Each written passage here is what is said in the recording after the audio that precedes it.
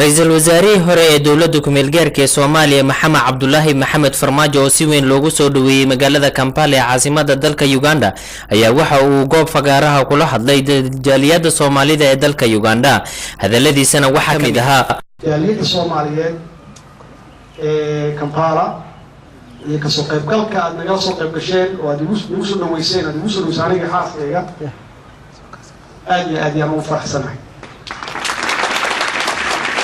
waxayna muujisay xaqiiqdii sida dadkii igu horreeyay oo faahfaahinta ahaa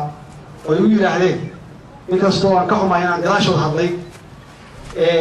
hore u yiraahdeen markaan waa markii ugu horreysay oo Soomaali qabiil kastaba iyo rijin walba isugu yimaadeen midnimo taasna xaqiiqdii waxay tahay sharaf inkastoo aan ahaa ra'iisul wasaarihii ugu cimrigeeraa ee Soomaaliya laakiin waxaan ahay runtii markaan idin sheego maanta ra'iisul wasaarihii ugu farxadda badnaa maxaa yeelay waxaan helay waa sharaf lama helo lamana iibsan karo marka runtii waxaan ka baqayaa kuwii igu xiga inay iga sii cimrigeeraadaan si ay u raadiyaan sharaf iyo xubnad marka runtii midnimadan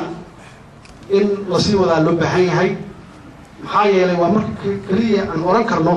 Soomaali waxay ka tagtay qabiil marka laga reebo waqtigii SYS saad ogtihiin SYS waxay dhalinyaro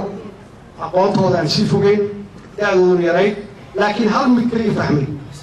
waxay fahmeen isticmaalka waxa uu wado oo ah inuu Soomaali kala qaybiyo oo xukumo